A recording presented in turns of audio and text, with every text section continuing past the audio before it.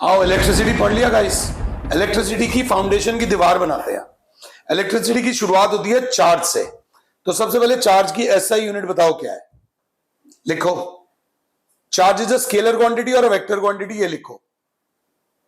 Smallest possible charge की value क्या है, ये लिखो। Total charge on a body का क्या फॉर्मूला होता है, ये लिखो। चार्ज के बाद अपन लोग आते हैं किस पोटेंशियल पे। पोटेंशियल डिफरेंस की एसआई यूनिट बताओ।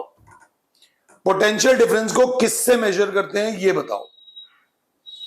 पोटेंशियल डिफरेंस को जिस चीज से मेजर करते हैं उसकी रेजिस्टेंस हाई होती है या लो होती है, ये बताओ। पोटेंशियल डिफरेंस का फॉर्मूला बताओ।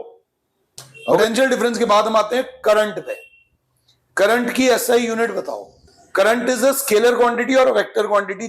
करंट का फॉर्मूला बताओ। इलेक्ट्रिक करंट का क्या फॉर्मूला होता है। इलेक्ट्रिक करंट इमीडिएटली करने के बाद ओम्स लॉ। ओम्स लॉ में रेजिस्टेंस की एसआई यूनिट बताओ। अब रेजिस्टर्स की कॉम्बिनेशन होती है।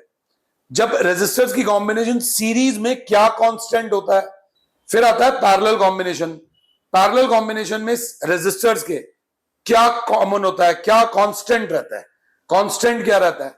उसके बाद आता है रेजिस्टिविटी। रेजिस्टिविटी की एसआई यूनिट बताओ, अगर बता सकते हो तो। रेजिस्टिविटी की एसआई यूनिट अगर आती है तो अब इमीडिएटली आ जाओ मेरे बच्चों, इलेक्ट्रिकल एनर्जी की एसआई यूनिट बताओ। इलेक्ट्रिकल एनर्जी की कमर्शियल यूनिट बताओ। पावर की एसआई यूनिट बताओ। Last but not least, relationship between SI unit of energy and commercial unit of energy. अगर ये सब बता दिया है तो तुम्हारी ये दीवार खड़ी हो गई है। ये एक स्ट्रांग दीवार है। अगर इसमें ईंटें मिसिंग है, 19 में से अगर 19 बता दी हैं तो तुमने साइंस पढ़ी है, झक नहीं मारी है। और जो नहीं पता वो दीवारों की ईंटें जरा अपनी ठीक कर लो।